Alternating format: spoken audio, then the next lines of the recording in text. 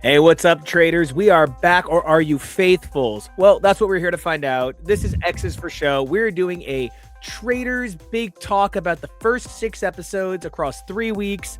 Weird numbers to try and keep up with. I am Nico. I'm Lisa Rinna.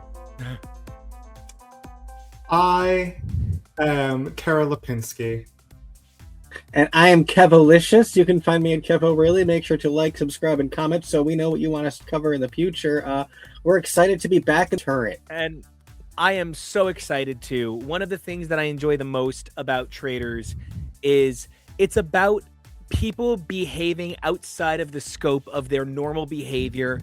Because I'm here to tell you that I just don't think that everybody is... I do think they're this suspicious. I do think that people are this untrustworthy. I don't think they're this attentive to subtle details. And so I'm having a great time being back. I'm really enjoying it. The only thing I am not enjoying is watching Michael Rappaport eat. And it's like a fucking child with a shovel. It's disgusting. The biggest thing about this season already is that, you know, we're always trying to recapture some greatness. We're always trying to get that Phaedra Bergie yum yum going, and I just don't feel like we've got it. But I would love to know, here, gone, murdered, banished, faithful, traitor, or secret traitor, who's got your Phaedra Bergie yum yum going? I don't believe any of these people are that attentive to subtle details either.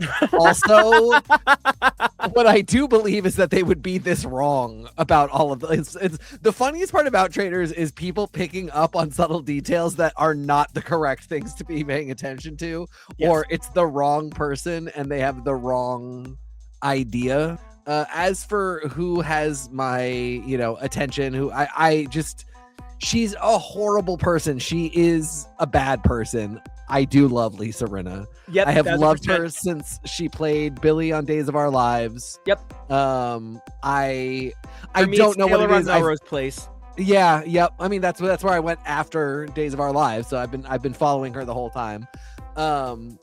She's probably a bad person. Like in real life, she's probably a bad person, but she is great at this show. Honestly, this fucking snake charmer. Also, I don't hate him. I thought I really was going to hate him. And sometimes I do really hate him. But like in a little brother way. He is the little brother that I never wanted. Do you mean Colton? No, Rob. Rob the Snake okay. Charmer. Colton, I do just hate as a person entirely. Interesting, because for me it's Lisa and Colton. I think the two of them are playing the loudest, dumbest game in a way that I really respect and really love. Yeah, I hate Colton. Oh no, but everybody, all the queers came to his aid. I did like that moment. You and I discussed that, and we will discuss it on air. We'll reenact our discussion for everybody's benefit. You're welcome. But the stupid fucking really snake charmer. Rob, for some reason I kind of like Rob. He is an idiot. He is somebody at 30 Rock sex idiot. I don't know who's, but he's there. He is a 30 Rock style sex idiot. Yeah, he's the Bergie. Yes, he is the Bergie. But he's like, weirdly, there's something good-hearted about him. I don't know. I like him. And also, I'm not giving her enough credit. Candace is great too. She's just subtle. Mm-hmm. She's subtle. I mean, compared to Lisa, as my grandmother used to say, subtle like a sledgehammer. But compared to Lisa and Dorinda, and then we killed the other two housewives. So insanely, she is the most subtle housewife. I do love Dorinda.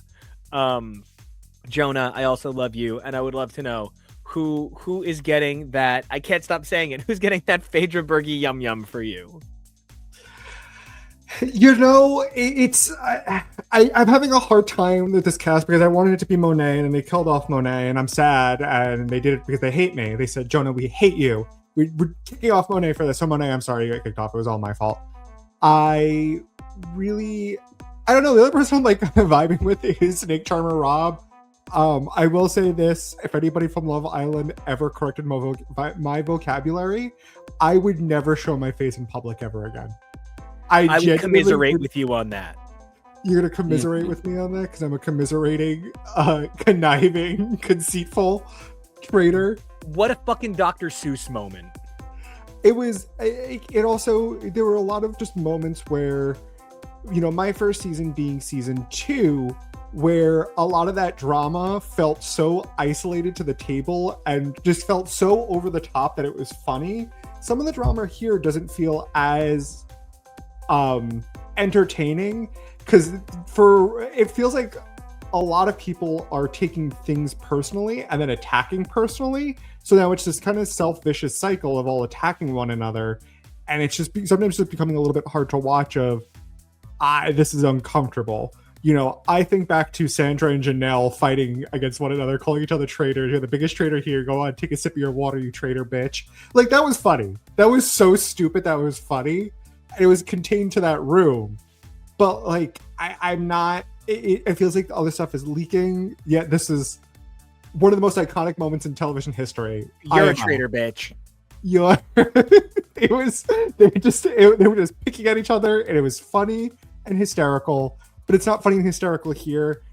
So I'm just like, we also don't have anybody who's like poverty, like just skulking around. I do that? Yeah, you do. It just doesn't feel like this season's cast is chemistrying in the way that I want them to. They're not gelling in a way that makes it feel like it's super entertaining. Nobody's like horrid, well, except for maybe Michael Rappaport. But I also, didn't really like how the kind of cast treated Ron a little bit. It felt weird and aggressive and kind of full of microaggressions. I don't want to presume that they were doing it out of malice, but especially in his last episode, I'm really glad that he brought up that apparently it's a problem that he got one thing wrong, but suddenly it's okay if somebody else doesn't or misses it. And I understand there's a point of, well, yeah, he was getting people off of Donna, who that's already a whole different can of worms. But it felt like, well, nobody can trust him. And the thing about this game, and this is true for any sort of social deduction game, whether you're playing your own version of Traitors, whether you're playing Among Us, whether you're playing Werewolf or Mafia, or what have you, there's often so little information to go off on. People will latch to the tiniest thing, and then other people hearing someone else say it greenlight their own brain to be like, yeah, no, I totally agree, when no, you didn't. You were thinking about it 2 seconds ago. But there's no verifiable way to know if someone's a traitor or not unless they directly say, I am a traitor, and then they stand up in the circle and say, I am a traitor. So a lot of this game is weird social deduction where people are just making pointless and baseless accusations that don't actually mean anything. None of this means anything, and I think it will lead to those uncomfortable moments like Ron's banishment. Honestly, it's very close to season 1, which had a lot of those moments, a lot of that uncomfortability, a lot of that weird. And so I'm really with you. It feels like it's going back a little bit, not since someone hasn't had to kiss someone else's ass for a rose. Has it felt quite ooky? Kevo, you're on your 4th season of American Traitors. How are you feeling about this situation? Is your yum yum jam jam? It is a wild season so far. Regularly full of twists and turns. I do agree that I think Colton and Lisa are playing a very entertaining game. Seeing him try to play with a traitor and then immediately flip on that traitor was a choice. He's wilding out, but at the same time, he's playing against Lisa Rinna. He's kind of right. How has no one suspected that they would make Lisa Rinna the traitor? That's like out of the 4 people that were made traitors that I know of. I know half of those people well enough to say, yeah, they were pretty obvious. Mama Kels was a really weird choice for secret traitor, but at the same time, it allowed them to elevate her role without actually giving her too much more to do. I also feel like the episode drop, the way that they do it, where it was 3 and then 2, in some ways it's great to be able to get so much story up front, but at the same time, it's disappointing that we lost Monet so early. That's a lot about right up front. So that was tough.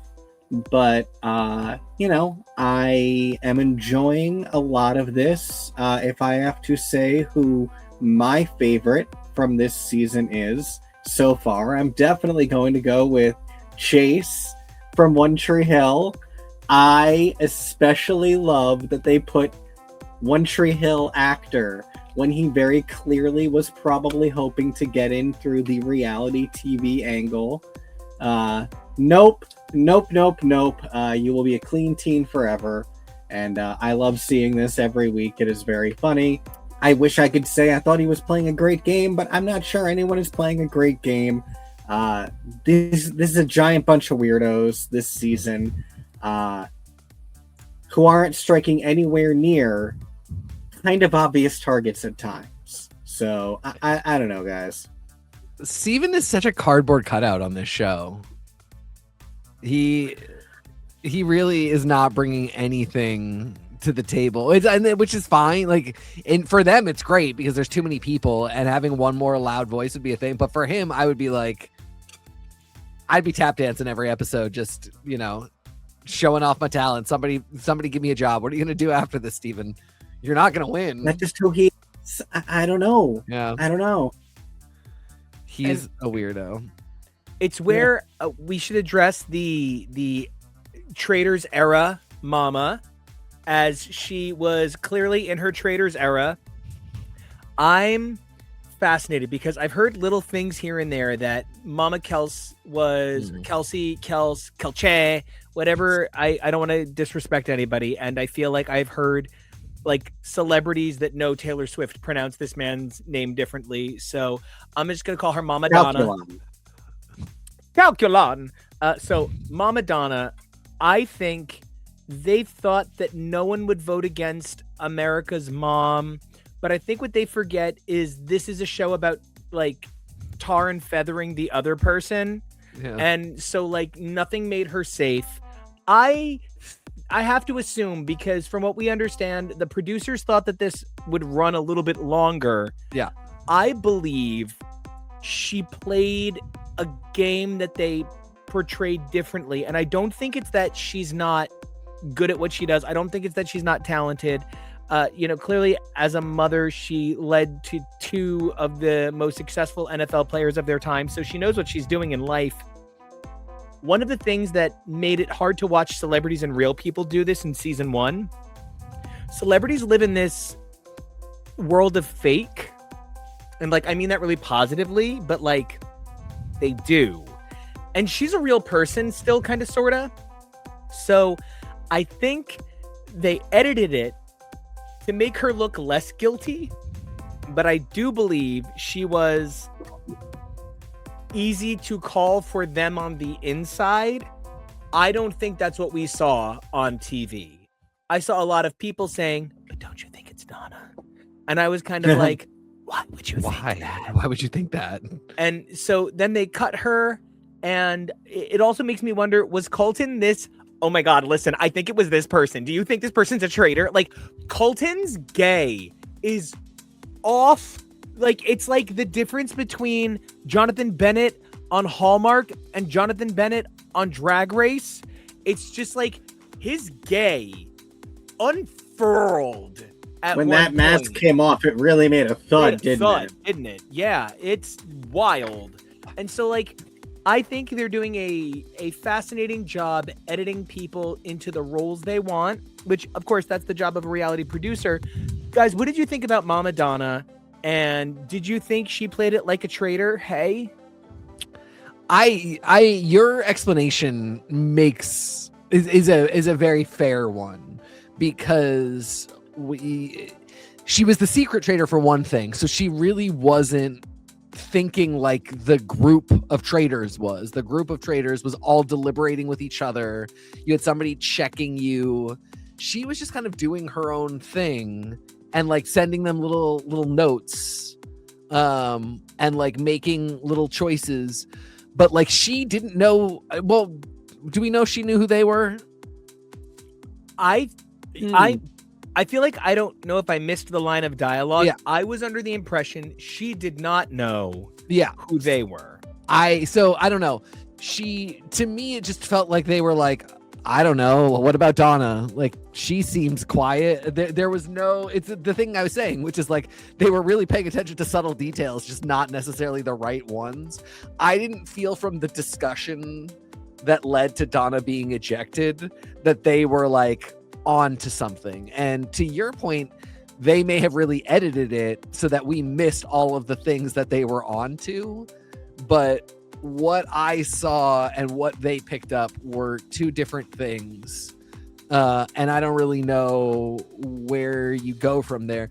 It's also to the kind of point of Ron being banished. One of the most uncomfortable eliminations in the history of this show is Peppermint. And it's because it is a very groupthink trans panic moment. Trishelle was just kind of uncomfortable with Peppermint. I'm not going to say it was specifically because she was trans, but Peppermint being trans and black and Trishelle being uncomfortable with her and that spiraling into this thing. I think the interesting thing about Traitors is it shows how bias works and how groupthink works, and that you can see that nobody's sitting there going, well, I don't want the black guy here anymore. But you can also see that they voted out a number of people of color, that the loud white vote, the loud white people are speaking very loudly and are convincing to each other. They're recognizable to each other. They're safe to each other.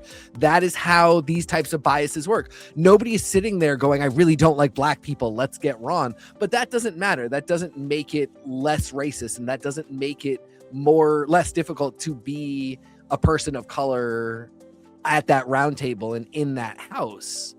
And I feel like I know it's true that it's happening because it also happened to Donna, because that groupthink is possible with anybody. It's just you don't necessarily know what the little details about a person that are informing that's like the misdirection of the groupthink. You don't know what those details are until that person is on the chopping block. With Donna, we saw them talk about a lot of things that just sort of didn't make sense. With Ron, I mean, like, you can point to having seen the things that they were questioning about him, but it did just sort of feel like a lot of it was just othering this man. So in the first way, I actually don't mind there being a secret traitor that's kind of doing a couple of things kind of behind the scenes. And there's this idea of like, well, you don't know who it is. So if they get banished, like Donna did, or if they're trying to like eliminate people's allies, they're getting them out, it can be hard, but I do think it's an interesting element of gameplay. I don't know whether they latched onto the idea because they were metagaming the idea that, oh, they're going to make her a traitor, and they just sort of like, everybody's hopped in on that, or if her gameplay was just that out there that people kind of clocked it immediately. I also understand that Donna was, she's an older woman. It's not that people can't be able-bodied and do things, but I don't know if I necessarily believe that Donna was helping push that chariot in the second challenge.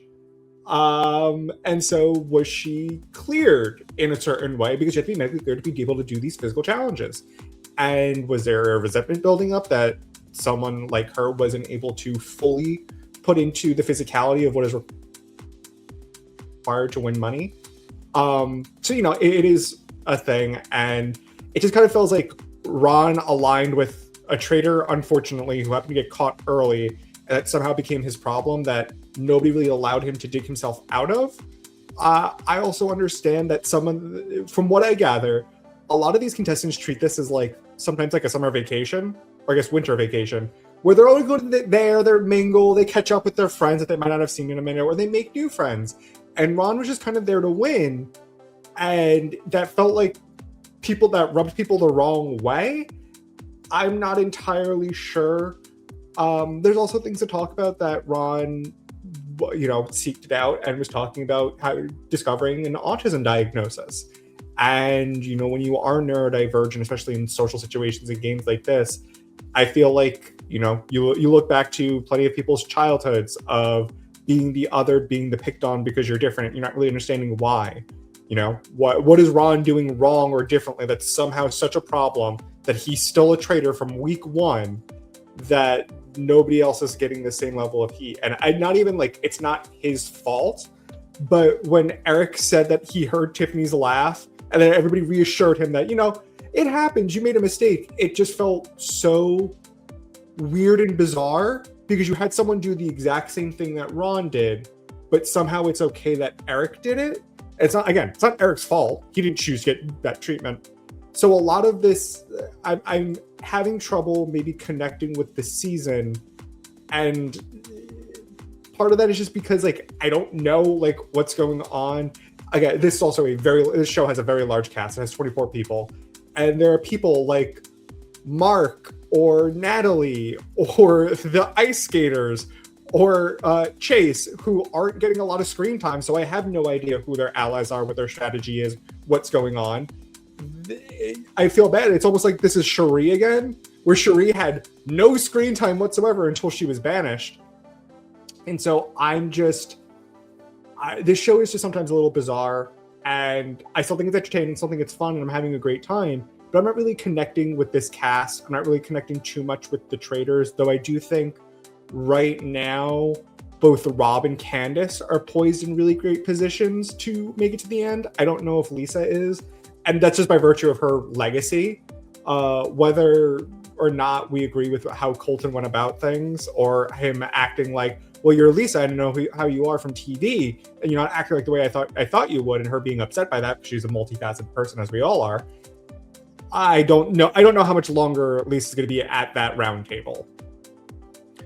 And it's so funny because I really hear what you're saying, and I think the other side of it for me is, how much am I expected to do outside homework to follow a reality show? How much do I need to go watch the other 4 feeds that are official Drag Race shows, plus Roscoe, to understand what's going on the screen? I love hearing that Ron Funches, an amazingly funny guy with an incredible career, I love hearing that he is continuing to evolve and to research his own being and get a diagnosis on the spectrum. I hate that I have to do so much work to find that out. And at the same time, I really agree with your point about microaggressions, because I feel like everyone that Michael Rappaport sat across that table and went, and you, and you, and you, was either a person of color or a queer person or a woman. I feel like he wasn't sitting there pointing at white men. And it's just so striking to me for a person who so proudly wears his absolutely deserves to be a protected class Jewish faith around his neck. For a person who wears his minority status so proudly and boldly, he would be so excited to come after minorities. It's just shocking to me. And, Kevo, I know you clocked a lot of that with Michael Rappaport. And as a reminder, we hate him. He sucks. And I would just love to get your take, Kevo. And also, I would like to commend you on the job you've done training Jonah to refer to Stephen Coletti as Chase. Oh my God, that was great. You clocked that too. Yeah, and Michael Rappaport, easily one of Phoebe's worst boyfriends, shot a bird, so that should have been a warning for all of us. This has been such a really weird season where they are just, God love them. I love a lot of people that are on this, but they are just not doing a great job of finding traitors. They're doing a really good job in the challenges. I feel like this is the season where they are doing the best in the challenges so far. Really kudos on that, especially, they cut Monet despite feeling that he was a valuable asset in physical challenges, and they're still doing well. But as far as fighting traitors, you're not doing well. And I think the worse you guys get, the more it's going to turn into the Crucible. And there's people I like, but are you just going to start turning on all of each other now? I don't know. And where I'm also really fascinated, Jonah, you said you don't see Lisa Rinna poised for the end, but you perhaps see Rob and Candace in a good position. I think Rob might be in a terrible position. Rob is the resident Bergie, so he gets big dick idiot stamp, and Evil Bergie. I think the bigger problem is in the last episode he said, I have a sort of alliance with this person, this person, this person, this person, and this person, so I guess I have to vote against Lisa. He is so overcommitted. If tomorrow were prom, 8 girls are going to pull him apart. And so, I'm concerned that the other side that we're seeing, and this is something we haven't seen in a really long time, is what do you do when a traitor is so desperate to be liked? Liz Phair once said, it's nice to be liked, but it's better by far to get paid. And, I'm concerned that Rob, and not concerned because trust me, he's a Love Island boy. He has other options, but I'm concerned that he traded being liked for getting paid on this show because he's got so many alliances going. He's not going to win this game of Risk. Well, and so 2 things. One, we love an ally. I really do, even though I hate Colton, love that this very heterosexual idiot stands behind his gay friends and is backing that up. But with both Ron and Colton, what was so funny was he kept going, even to the camera, he kept being like, I don't think they're traitors. Yeah, Rob, because you are in the turret with the other traitors.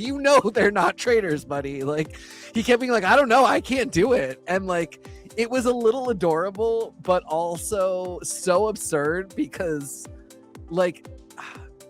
I guess we started to see last season that the traitors were actually turning on each other because they thought they were liabilities as traitors and they were trying to get each other out, which was a good twist. But in this case, this was so weird because Rob was like, I think, the person that's got to go is he wasn't mad at Lisa. He didn't think Lisa was exposing them. He felt really bad about it, but he was like, I'm just not going to vote out, Colton or Rob when my job is specifically to do that.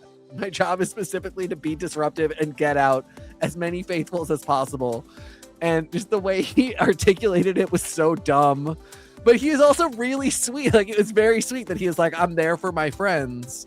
And he was like, Lisa, you're just my 3rd best friend. So I had to go with best friend number 1 or best friend number 2. Sorry. What an idiot. But I could potentially see a world in which Candace and Lisa are like, okay, Rob's got to go because he's an idiot, and he, when things are going completely fine, votes for us in a place. If it had been one where there was no chance that person was going home and it made him look like he wasn't a traitor and the person was totally safe, but he almost got Lisa voted out, which was wild. I do also want to say, I think the game does not highlight enough that I think it is a good strategy to say some faithfuls are not helpful, and eventually we will actually want to split this prize pot amongst the fewest possible people. And between those 2 very important factors, getting rid of Michael Rappaport was brilliant, and I am glad that they talked about it, and that some people said you're just too loud, and ultimately a lot of people are like, I just don't like you and I don't want you here anymore, which is all of those things are perfectly valid. He was not going to help them catch traitors. They didn't like him and he was a bigot. And again, you want as few people as you can live with out of the faithful group. That's going to make it a lot easier to, CT and Trishelle only had to split it 2 ways. The next group, it was 4 people, right? Yeah. And yeah, that's the other thing.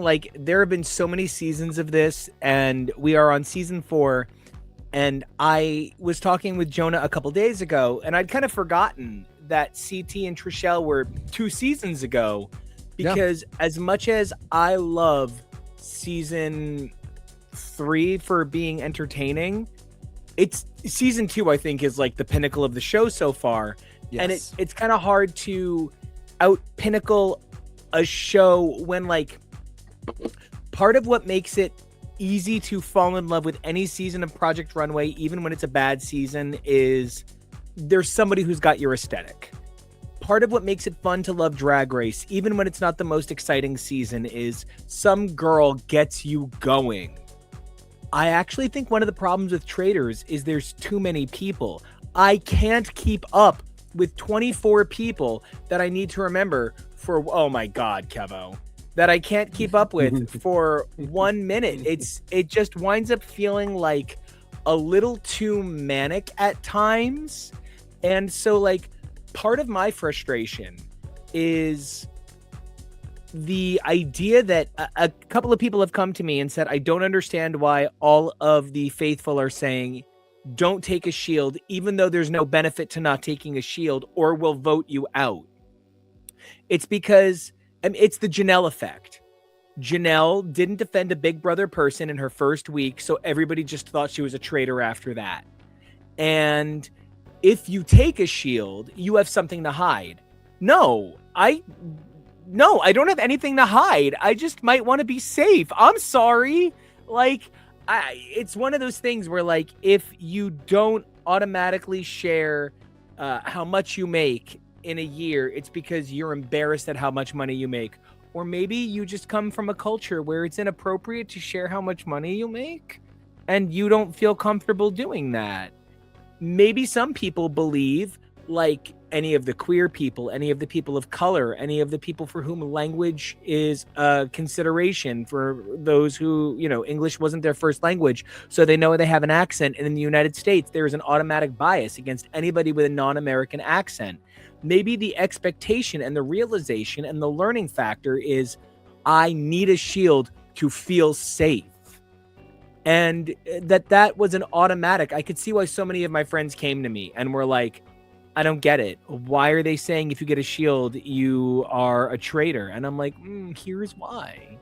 Okay, so one of the things that makes my entire brain shut down, start up, and then get revving again, when a traitor departs, and that isn't Mama Donna. Mama, I know you're watching. If you're watching, since I know you're watching, I want you to know that we wanted to see you here longer. We believe in you, and we are also feminists. Rah. But I'm completely ambivalent about whether you say it or not, Donna, just so you know that we're a diverse cast with a lot of different opinions. Don't listen to him. You knew he was trouble when he walked in. So the thing that I think we all need to worry about is who will be the next traitor. Every now and then there is this opportunity to add a traitor, and then, like, you see them go over it and, like, they weigh it out. I think the move personally would either be Johnny, who is like, Johnny needs to stop being gay ice skating Captain Planet. I love him. I want him to win, but he's rising to this position. I could have never imagined him at. You know, I've known who Johnny Weir is forever. A friend of mine has been long into figure skating and had me super up on the figure skating world when I was in my early 20s. And then I was lucky enough to get into Eurovision when it was still good with the incredibly handsome gentleman below me. And, you know, we had Johnny Weir as an announcer for that. Johnny Weir is gay royalty and is so incredible. I feel like by being this spokesman for all of the faithfuls, he's really putting himself in the crosshairs. This is really dangerous territory. This is Gene DeWolf territory, right? So I really want to see them either pick Colton, which will kill Colton. That will destroy that incredibly good-looking gay's game. Also, I love when he lets his, like, fag out and he's, like, totally here for drag brunch. It's the sexiest thing. But either Colton or Johnny, it would be devastating for them to become traitors. I think if you made Tara a traitor, she would feel so bad she would die on camera. So I don't want them to make Tara a traitor because she seems like an incredibly kind, wholesome person. Who do you guys think would make the best next traitor? Who's the next best thing, according to Madonna and Rupert Everett?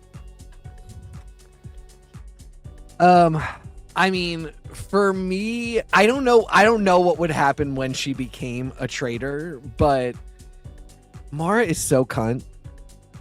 Mara is so fashion. She's so gorgeous. She's possibly completely worthless. She, to the point that Rob literally has to sling her over his shoulder and carry her around for challenges. But look at her. She is so cunt. I think she would be a really fun traitor. She's young. She's like a little bit sweet. She does not seem nice, but she behaves very sweetly. And I think her being auntied and mothered by Candace and Rinna to like learn how to be housewife crazy would be fun for a little while. I love that. No, for real. And the fact that she's the host of Love Island. I don't think so. No, I think she's the host of whatever after show, whatever that thing said. I think she's a host. She's not like she's a contestant. So like she's like a somebody, and so like, you know, I'm here for anybody who wants to prove that they know how to host a show. Means that they're also great for other things, and casting agents should keep them in mind and look out for them. I support hosts. Hey Maura, what's up? You're my favorite Maura since Rizzoli and Isles. So it's Maura Isles and Jane Rizzoli. So anyway, God, everybody should just get into lesbian cop dramas. Jonah, because that clunked so hard. Jonah, please bring the show back up. Elevate it with your handsome intelligence. Talk to me about your thought on who would make another great traitor. Jam Jam. I think Jam Jam is hysterical. Yeah. He makes me laugh. I love. He's another, neurodivergent girly, and I love that he just kind of is very straight shooter. I just very like says it like it is, and I really respect that about him. And so I would love to see him as a traitor. I think it'd be funny. I just love his little Minecraft shirt. Oh, shut up. Yes, I love it. Kevo, hit me. Jam Jam is one I was going to make sure to suggest as well, but I think it would be really funny if it was Chase. I think that he is giving enough bland that he could probably get away with it, but who knows? Johnny was also a really good suggestion. Colton would be really funny because I feel like for as much as he is trying to be the Pete of this season, the Dylan of this season, we have long wondered what would happen if that guy got offered the chance to be a traitor. Would you flip, and would you be just as vicious a traitor as you were being a faithful? That would be interesting to see. But yeah, I think it's getting pretty tight up in the turret, and I can't imagine how Lisa is going to come through another week because, like I said, it's kind of obvious that you would pick Lisa Rinna. So now people are going to be like, shit, why didn't we think Lisa Rinna in the first place? So I don't know. I hope that she sticks around just because she's great TV, but we'll see. Honestly, I grew up obsessed with soap operas, and I would buy Soap Opera Digest every week that it was possible that Melrose Place would be in there. It was a huge thing for me. It's why I'm obsessed with Rena Sofer. It's why I'm obsessed with Rob Estes. It's like, it's a thing. And I watch anything with Heather Locklear, even the bad years. And so like, I have a personal emotional response to Lisa Rinna, and sometimes Jonah and I will watch that unbelievable brunch where Lisa Rinna goes to grab what's her name's face and say, "Don't you talk about my husband." And like, it takes me back to Veronica Mars in a moment. Lisa Rinna is one of those people who her cash is so much greater than her IMDb would let you think. You know, she's more than just a guest actress on Big Time Rush, you guys. and that her daughter is now becoming like a bit of a celebrity and is significant. One of the things that I think we forget, because she looks so young and she looks so beautiful and she has spent so much time on reality TV, Lisa Rinna represents a woman in her 50s. She represents a woman who, is it 60s? Oh my God, even better. She represents a woman from a generation that television says she's too old. And she's not. She's beautiful. She's amazing. She's incredible. And do I know all of her personal politics? No. So you could tell me that she has politics that would make my stomach churn and needs to be canceled, and I would understand. But I am such a fan of her personal resilience. I am such a fan of who she is and what she does and what she brings to the table, that I feel like if she were to go home in the next week or two, it would be a loss. But you know what? Phaedra didn't win this season either, and I think Phaedra was the winner of that season. And that's part of the conversation. You know, like, Sapphira didn't win Drag Race. Sapphira has bookings up and down the planet, and even if she didn't get the crown, she still won, baby. And like, that's how I feel about Lisa Rinna. She is the winner. Janelle didn't win Big Brother. She's still the winner. Like, that's still the story. And so when you talk about these competitors, when you talk about how a season shapes out, it kind of doesn't matter the last person standing in the turret, because it's so much more about what it does for your cash in the world. And I think Lisa Rinna, other than a couple of her I'm having a freak out with the other moms from the PTA at Marshall's moment, where she was like, I knew he'd be trouble. I knew it. I knew. Oh my God, girl, you're flipping out a little too hard, right? What? Please. Let's not forget that we need to keep our hopes up for a Secret Wars cameo where Julia Louis-Dreyfus can meet a variant of herself as Val, played by the first person to play her in live action, Lisa Rinna. You are so right, and I'm so grateful. I think the people I would like to see standing at the end, just to kind of close this whole thing out, I would really like to see Johnny and Lisa standing. That would, and I know it's impossible. Lisa can't make it that far, but you know what? I genuinely didn't think that it would be possible for Traitors to get to season 4 with a bunch of Emmy wins, and here it is. So I think anything is possible when it comes to Alan Cumming's magic, and if you happen to be alive and in the world, I recommend that you go see Alan Cumming's unbelievable cabaret.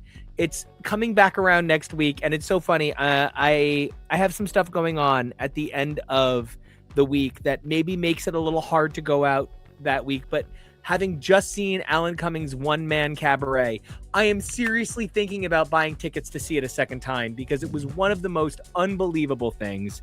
He is so talented. He is so fun. He is so effervescently gay, and I'm here for it. So I'm here for Traitors in general, but for me, it's Johnny and Lisa.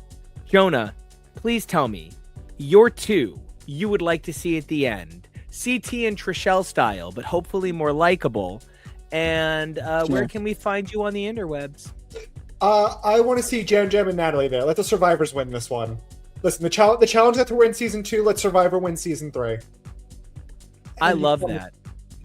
And I love that too. And you can follow me places online at Peak Jonah. Kevo, I gotta know your two and where we can find you too. I am also going to say Johnny, and I'm going to throw his girl Tara in there because they are adorable friends. So I would enjoy seeing them make it to the end. And you can find me at Kevo Really. That's KEVOREALLY. I love it. Now, TK, you and I, obviously, I am the traitor, and you are the faithful, desperate to get me out. You are hungry to defeat me, and you are trying to rally everyone against me. I'm crying about it at every round table. Right? Because It's you amazing. are conniving, commiserating, Cloaca, commuting, Krakoa, nihilist. Seriously, I'm a cunning napping, linguist. So normie, Nico. you changed the letter. Yeah, because your name is Nico. I realized I was doing C's and you're not Colton. No, I'm Nini Coco. It's great. You're Nini Coco. Yeah, exactly. So I'm gonna give you my 2, but I also want to make sure that every single person that is still active on this show gets a mention from us. So I do actually think Kristen is a banger. Listen, she got on social media and tried to justify using the bread knife to spread the butter on the bread when she's a professional chef. Hold on. Jonah, tag in. Can you please explain my psychotic break when it comes to Kristen? So, for those who don't know Nico personally in the way that I do, Nico likes to transplant some emotions and feelings onto people and competitors on a lot of TV shows that we love to watch. And Nico has flip-flopped on his love and disdain for Kristen.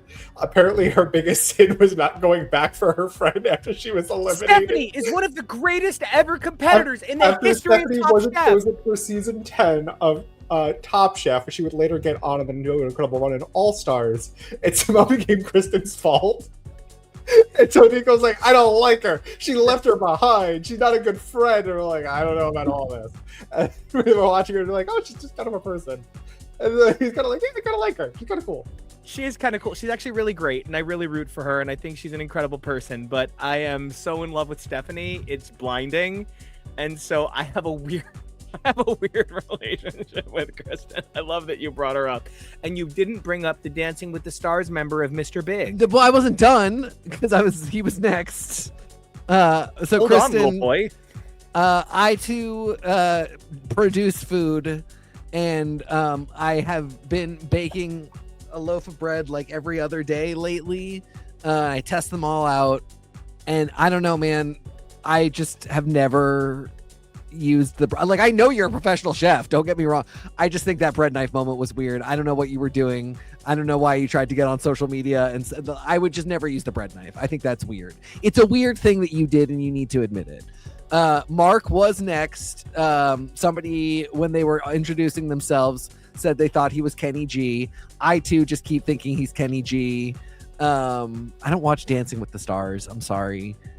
Okay, now what's your Dancing with the Stars rant? Go. No, I don't. I've never seen the Kenny G thing before, but absolutely, 1994's best-selling Christmas record. Believe. Yeah. I mean, I think Candace might have said it. Like somebody, another one of the contestants says it to him. Or Donna. Yeah, that feels like definitely a Donna moment. Great call. But anyway, he's definitely there. He and Steven, again, at any moment, I could believe that they just put cardboard stand-ups of themselves and go have beers elsewhere. Because what are they doing in this show? But good for them. Keep it under the radar. Nobody's going to vote you out that way. Last but not least, in her shoulderless bodysuit last weekend during eliminations, Natalie, also serving charisma, uniqueness, nerve, and talent right alongside Mara. Might be fun for those two to win in like various garments.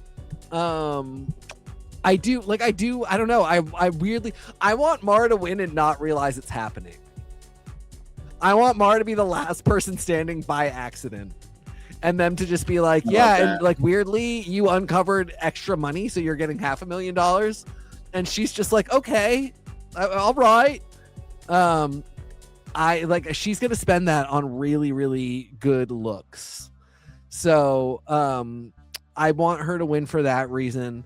I tend to not universally be attracted to beautiful women. It's just a very specific type, but any beautiful man is likely to get my attention, which is why I sort of can't stop rooting for Eric, one of the most beautiful men on planet Earth.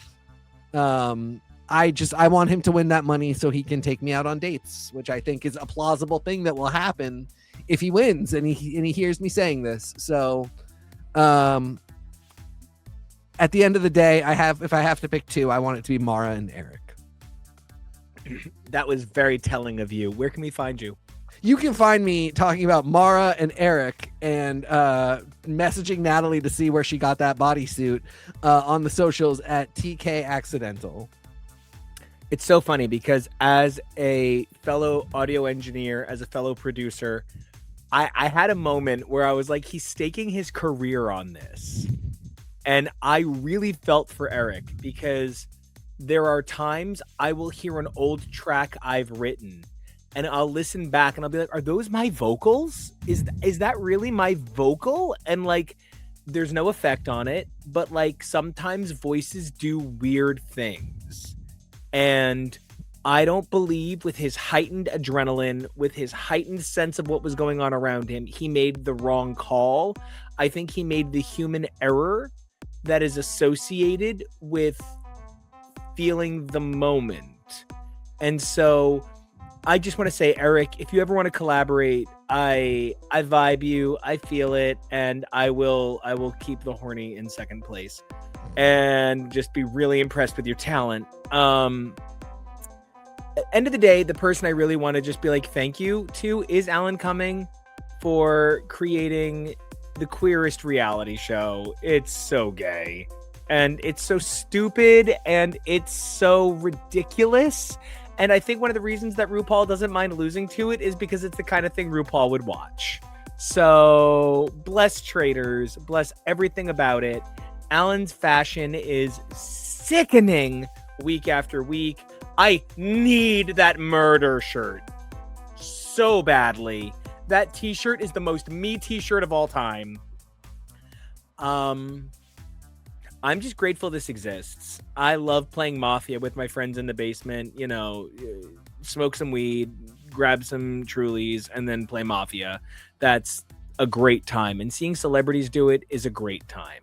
So I'm grateful this exists. I love it. I love these people. Getting to do this with these three guys is one of the greatest, absolute faithful moments of my life.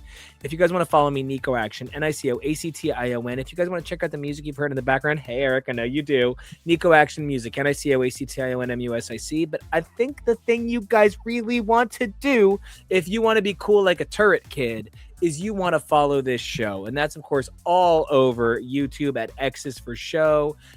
Like, comment, subscribe, click the bell icon for notifications. I am not going to let that die. I am Mr. Mojo until further notice. And 3 things I really need you guys to do for yourselves, right? Number 1, there is a traitor at every corner, so I need you guys to stay safe.